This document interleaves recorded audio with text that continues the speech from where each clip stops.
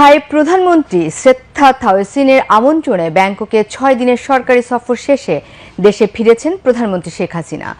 প্রধানমন্ত্রী ও তার সফর সঙ্গীদের নিয়ে বিমান বাংলাদেশ এয়ারলাইন্সের একটি বিমান সকাল 11:30টার দিকে ঢাকার হযরত শাহজালাল আন্তর্জাতিক বিমানবন্দরে অবতরণ করে।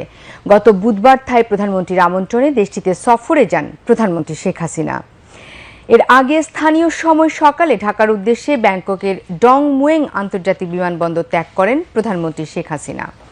বিমানবন্দরে প্রধানমন্ত্রীকে রাষ্ট্রীয় আনুষ্ঠানিকতায় বিদায় জানানো হয়।